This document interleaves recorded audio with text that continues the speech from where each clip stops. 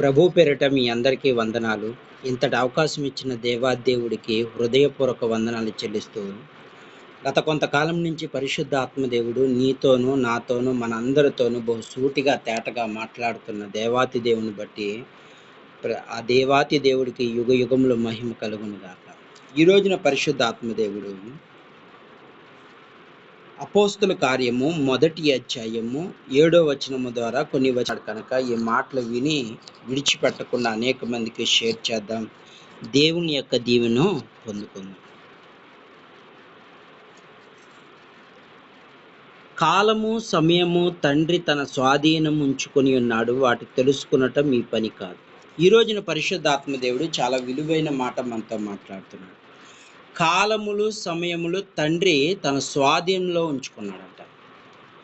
తండ్రి తన స్వాధీనంలో ఉన్నాడు కాబట్టి మీరు వాటిని తెలుసుకోవటం మీ పని కాదని ఈ రోజున పరిశుద్ధాత్మదేవుడు చాలా విలువైన మాట ద్వారా మాట్లాడుతున్నాడు. ఈ రోజున పరిశుద్ధాత్మదేవుడు చాలామందికి కొన్ని ఆలోచనలు ఉంటాయి, కొన్ని సందర్భాలు ఉంటాయి. వారి జీవితంలో అనేకమైన ఇబ్బందులు ఎదురవుతూ ఉంటాయి, అనేక శ్రమలు ఎదురవుతూ ఉంటాయి. కానీ ప్రతి వాటి మీద వాళ్ళు ఏం చేస్తున్నారంటే, దేవునిపై ఆధారపడవలసిన వాళ్ళు ఆ యొక్క శ్రమలపై ఆధారపడుతున్నారు, ఆ శ్రమల్లో ఆలోచనపై ఆధారపడతారు. అందుకే ఈ రోజున పరిశుద్ధ ఆత్మదేవుడు తన పిల్లలకు బహు బలమైన వాక్యాన్ని ఇవ్వబోతున్నాడు. ఈ బలమైన వాక్యము ద్వారా దేవుడు మనతో ఏం మాట్లాడుతున్నాడంటే, కాలములు సమయములు ఆయన స్వాధీనంలో ఉన్నవి. ఈ కాలాలు సమయాలు ఎవరి చేతిలో ఉన్నాయంటే దేవుని స్వాధీనంలో ఉన్నాయి. ప్రతిదీ ఆయనకు దగ్గరగా ఉన్నవి. కానీ కొంతమంది ఏం చేస్తూ ఉంటారు, ఆలోచనలు చేస్తూ ఉంటారు, ఎక్కువ ఆలోచనలు. కానీ దేవుడు ఏమంటున్నాడంటే, రేపన్నది నీది కాదు, సమయము నాది, కాలము నాది, ప్రతి పరిస్థితిలో మార్చగలిగిన దేవుడును నేను. కానీ మీకు విచారం ఎందుకు అంటున్నాడు. ఈరోజు చాలామంది విచారపడిపోతూ ఉంటారు. చాలామంది అయ్యో రేపు ఏమైపోతుందో, రేపు నా పరిస్థితి ఎలాగుంటుందో, నా జీవితం ఎలా ఉంటుందో, రేపు ఈ అప్పుల సమస్యలు ఎలా తీరిపోతాయో, ఈ ఇబ్బందులు ఎలా తీరిపోతాయో అని మదన పడిపోతూ ఉంటారు, వేదన పడిపోతూ ఉంటారు, ఆలోచన ఎక్కువ చేసుకుంటూ ఉంటారు. కానీ దేవుడు ఏమంటున్నాడంటే, నా కుమారుడా, నా కుమార్తె, కాలాలు సమీపము, కాలము నా చేతిలో ఉన్నది, సమయాలు నా చేతిలో ఉన్నది, నిరీక్షణ కలిగి ఉండు. అందుకే దేవుడు ఏమంటాడంటే, చింత యావత్తు నాపై వెయ్యి, భారం మోస్తున్న సమస్త జల్లారా నా యొద్దకు రండి, మీ భారానంతా నేను తేలిక చేస్తానంటున్నాడు. కానీ మనం ఏం చేస్తామంటే ఆలోచన పడిపోతూ ఉంటాం. రేపు నా బిడ్డ భవిష్యత్తు ఏంటి, రేపు నేను ఏం చేయాలి, మదన పడిపోతూ ఉంటాం. ఒకటే ఆలోచన.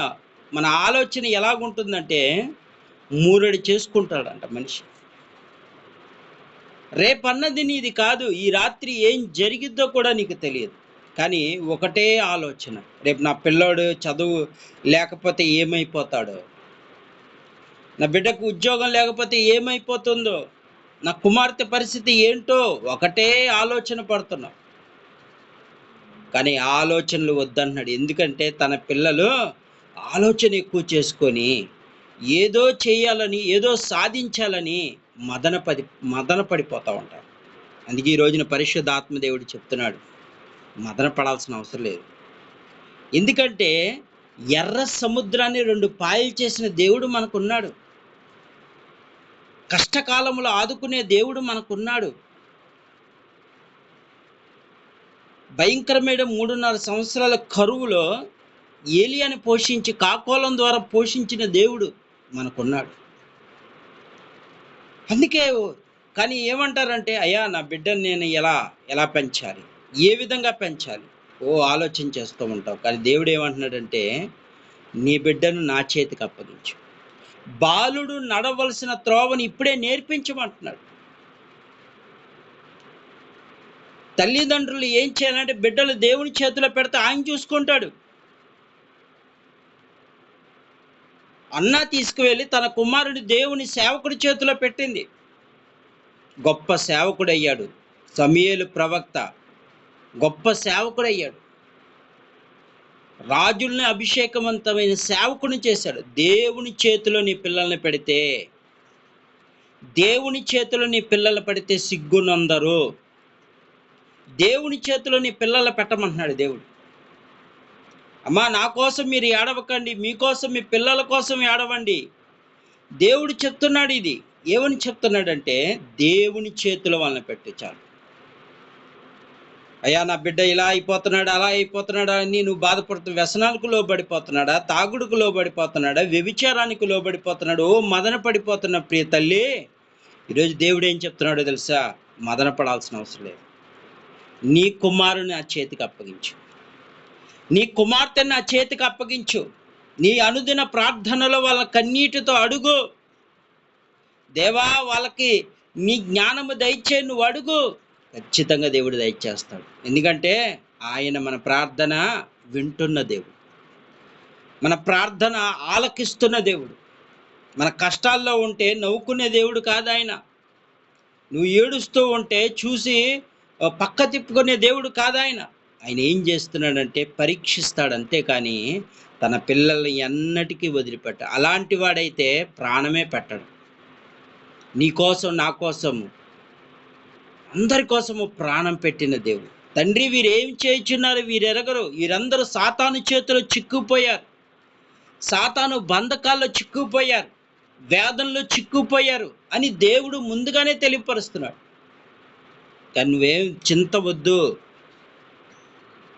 మత్తయి సువార్త 6వ అధ్యాయము చాలా విలువైన మాట రాయబడి ఉంది. ఇది చాలా వరకు ఏమి తిందుమా, ఏమి తాగుదుమా, ఏం ధరించుకుందమ్మా, రేపేంటి నా భవిష్యత్తు, నా స్థితి ఏంటి, నేనే ఎలా బ్రతకాలి, నా భార్య నా మాట వింటలేదు, నా కుటుంబం నా మాట వింటలేదు, ఏంటి నేను ఎలా ఎలా ఎలా అని ఆలోచన చేస్తున్నావా?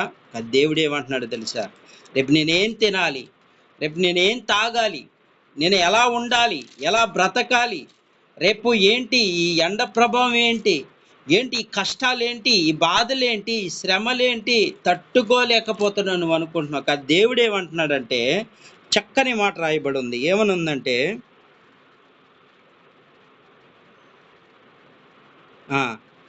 నేడు రేపు పొయ్యిలో వేయబడి అడవి గడ్డిను దేవుడు ఎలాగో అలంకరించిన ఎడల అల్ప విశ్వాసులారా, మీకు మరి నిశ్చయముగా వస్త్రము ధరించును కదా. కాబట్టి ఏమి తిందుమా, ఏమి తాగుదుమా, ఏమి ధరించుకుందామని చింతింపకుడి.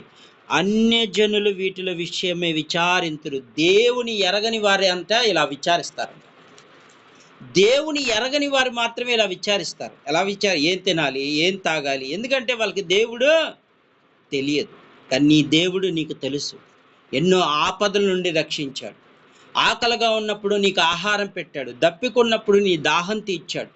నీ కుటుంబంలో ఎన్నో శ్రమల నుండి, ఎన్నో ఇబ్బందుల నుండి, ఎన్నో ఇరుకుల నుండి, ఎన్నో వ్యాధుల నుండి నిన్ను విడిపించాడు.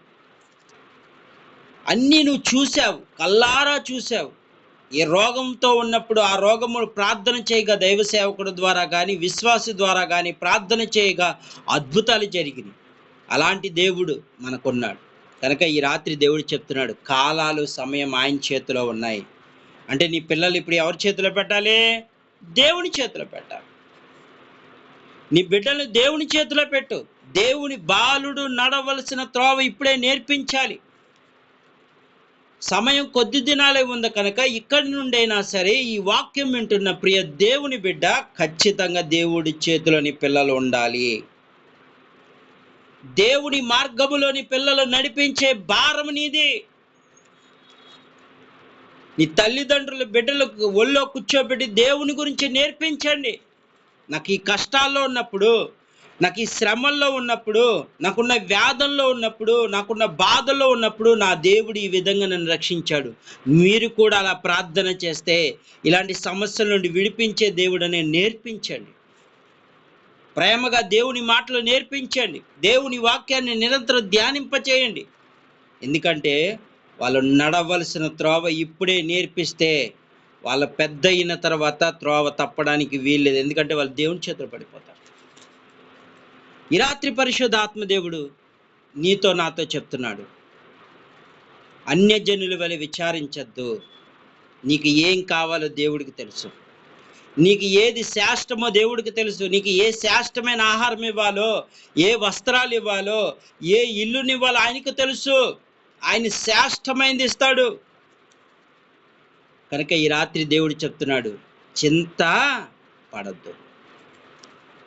నీతో నాతో అనేక మంది దేవుని పిల్లలతో దేవుడు మాట్లాడతాడు, చింత పడవద్దు.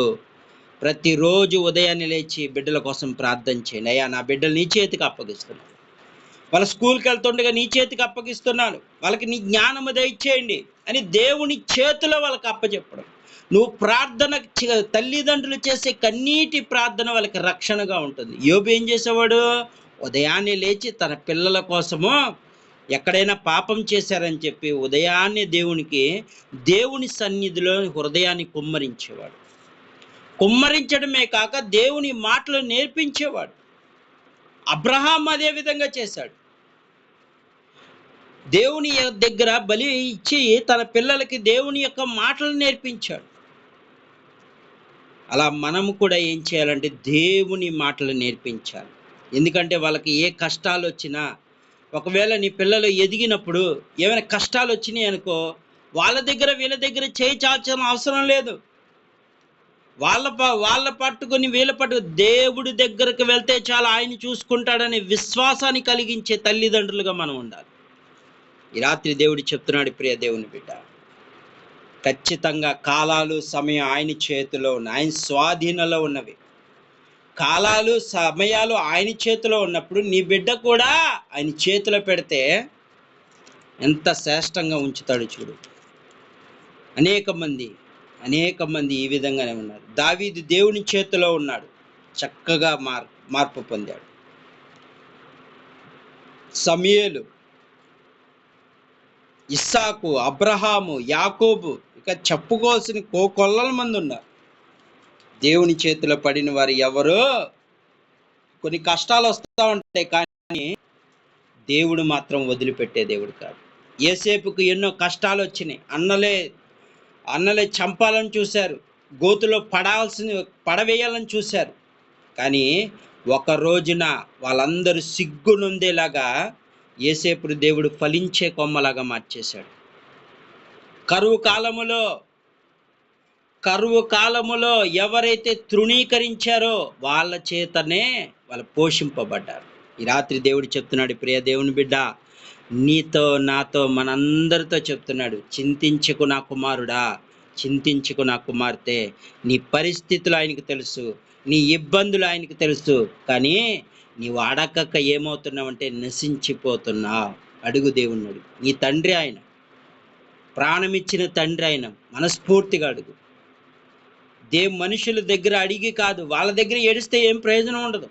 దేవుని పాదాల దగ్గర పడి, అయ్యా నా పరిస్థితి ఇది, నా స్థితిగతులు మార్చే దేవుడు నీవే అని నీ పాదాల దగ్గరికి వచ్చాను.